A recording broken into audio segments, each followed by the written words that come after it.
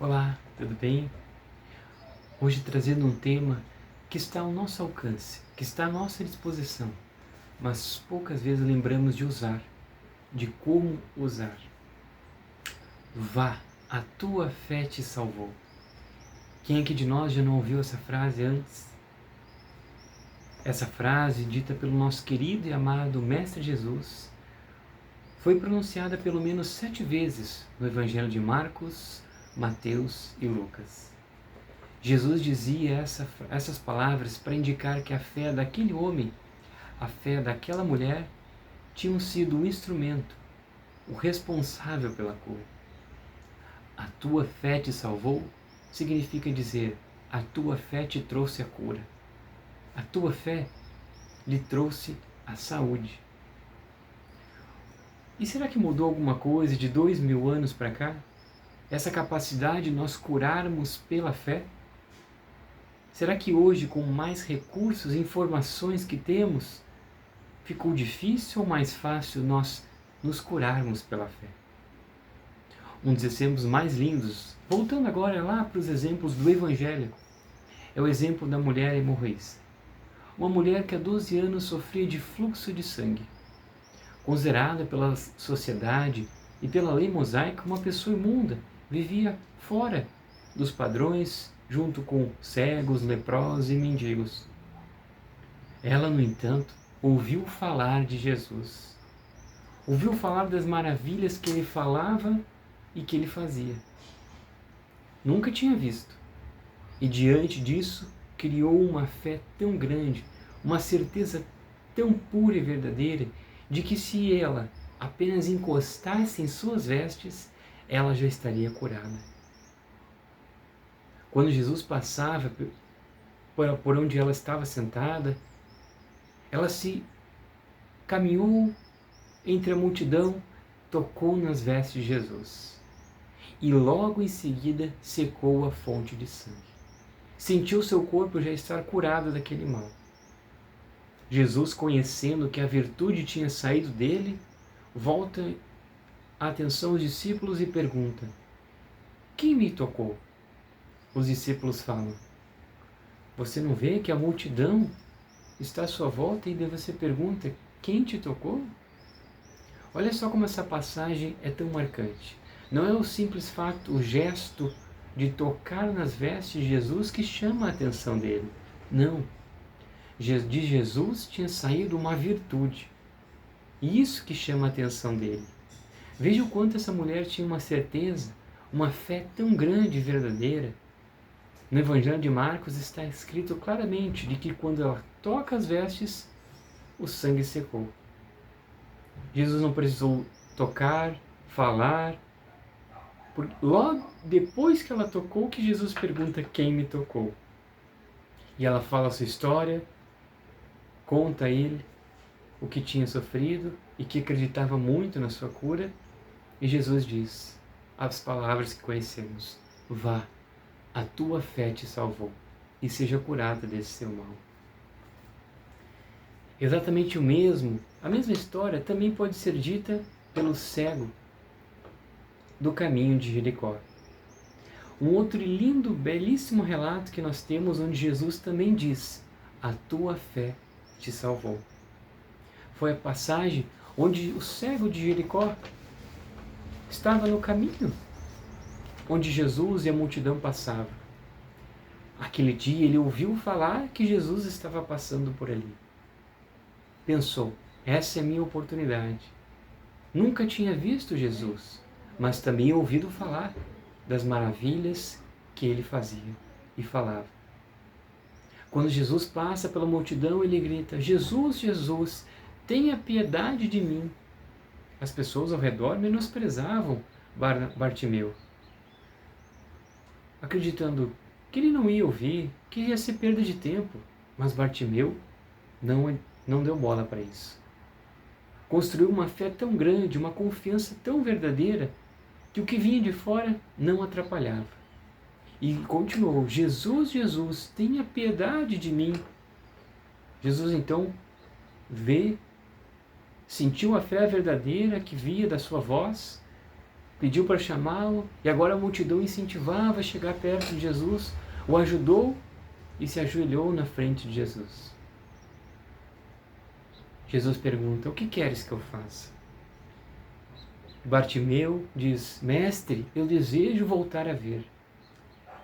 Jesus, impondo as mãos sobre os seus olhos, diz àquele homem: vá, a tua fé te salvou. Bartimeu não teve nem tempo sequer de pensar em que aquela voz vibrante, rica de harmonia, de amor, penetrava na sua alma. Pensa como que era ouvir a voz de Jesus. E aquela voz entrou para dentro dele e a claridade nos seus olhos se fez a nascer. Essas são só duas histórias dos diversos relatos que nós temos do Evangelho das curas feitas por Jesus. Mas vamos nos aprofundar nessas duas. O que elas têm em comum? Um homem e uma mulher, ambos abandonados pela sociedade, ambos com uma fé tão grande e verdadeira, ambos nunca tinham visto Jesus. O que esses relatos e vivências reais que aconteceram há 2000 anos têm a nos ensinar? Vamos começar pelo início. Como é que se constrói uma fé? Sabemos que a fé não é ensinada, não é passada, transmitida para alguém. Não consigo passar a minha fé para outra pessoa. A fé é construída individualmente. E essa construção começa pelo pensamento. Tanto a mulher como o homem nunca tinham visto Jesus, mas conheciam os seus relatos, sabiam e construíram essa certeza de que Jesus podia curar. E de onde vem essa certeza? Como é que podemos construir essa mesma fé? Nós construímos através de uma força muito poderosa chamada subconsciente. Nossa mente é formada pelo consciente e o subconsciente. E qual que é a diferença? É preciso ressaltar que não existe duas mentes diferentes.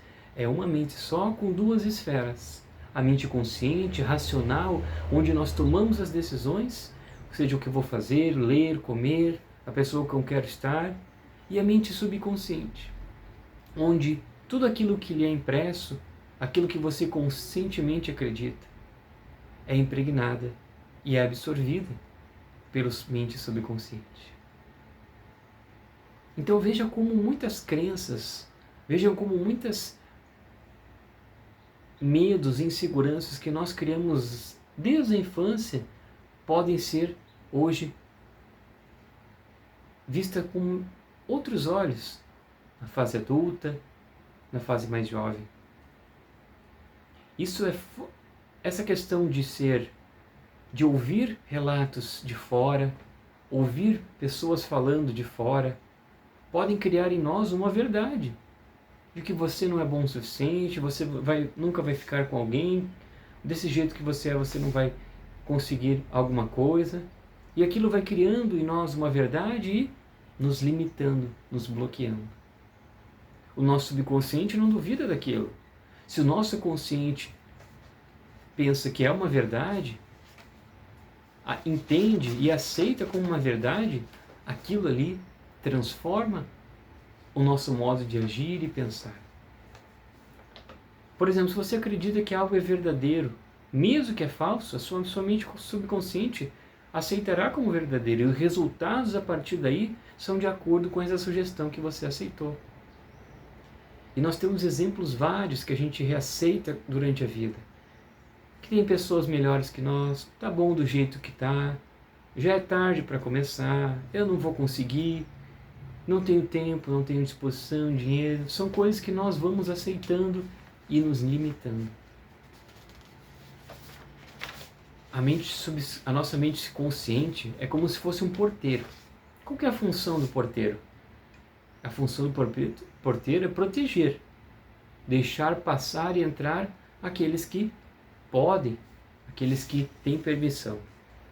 E como um bom porteiro, a mente consciente permite que aquela verdade, aquelas sugestões que nós recebemos adentrem no nosso subconsciente.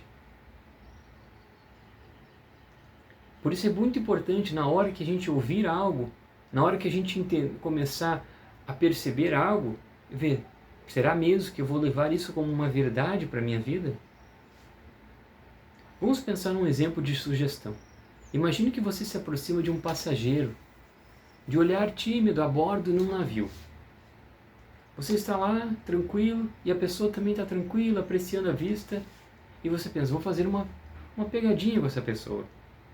Você chega para ela e diz, nossa, como você está pálido, está diferente, acho que você vai ficar enjoada. E a pessoa, que antes estava tranquila, estava bem, começa a ver, nossa, é verdade. Começa a ficar tonta, começa a ficar enjoada. Agora você vai se aproximando da cabine do marinheiro, do comandante do navio, e diz a mesma sugestão. Nossa, como você está diferente, como você está pálido, acho que você vai ficar enjoado. O comandante do navio, experiente, trabalha há 20 anos no mar aberto, vai olhar e vai rir dessa sua brincadeira. Para ele não fez diferença essa sugestão. Veja só, nesse mesmo exemplo, pessoas diferentes reagiram de maneiras diferentes a uma mesma sugestão. Quando a gente não tem medo, não tem preocupação e sim confiança em si próprio e naquilo, o que vem de fora não lhe afeta. Lembra o que as pessoas falavam para o cego que queria encontrar Jesus? Não adianta, ele não vai ouvir, é perda de tempo. E se ele aceitasse isso como verdade? Mas a fé dele é tão grande, a confiança tão construída, que não deu bola para essa sugestão. E foi até Jesus gritando novamente. O que as pessoas falam e dizem sobre nós só terão resultados se dentro de você tiver abertura para isso. E sim, nós temos muitas aberturas que nós viemos aqui para consertar. Qual foi a chave para o marinheiro não ter dado bola? Não se abalar aquela sugestão, a confiança. Qual foi a chave para o cego não se abalar com aquela sugestão? A fé, a confiança. Se a gente for olhar no dicionário, a palavra sugestão significa o ato ou estado de colocar uma coisa na mente de alguém. E veja que colocar não significa aceitar. Nós temos essa capacidade e o poder de rejeitar essa sugestão. A nossa mente subconsciente, imagine que é uma terra fértil, que aceita semente boa e ruim, e germina todas. Nós temos o poder de aceitar ou rejeitar uma sugestão. A sugestão do passageiro que estava ali, que passou mal, enjoado com aquela ali, fez efeito porque dentro dele tinham crenças, tinham medos, que aquela sugestão gerou esse gatilho. Cada um de nós possui em nós medos, crenças interiores e opiniões que dentro de nós viemos aqui para trabalhar, lapidar. Uma sugestão não tem poder nenhum se dentro de nós a gente não aceitar. E desde a infância, a maioria de nós recebemos sugestões negativas, como por exemplo, você não deve fazer isso, você vai fracassar, você não tem nenhuma possibilidade, você está completamente errada, não adianta fazer isso, ninguém vai valorizar. Então, essas sugestões, quando a gente aceita, e se a gente chega na fase adulta e não trabalha essas sugestões, essas crenças limitantes, nós vamos ser adultos que vão ter limitações e bloqueios nas nossas áreas. Se a gente não usa o poder da autossugestão, da meditação, das terapias complementares como as barras de Axis, o Theta Healing, onde a gente descobre as crenças, as raízes, transforma aquelas crenças e nos libertam. Hoje existem muitas ferramentas que estão aí para nos ajudar.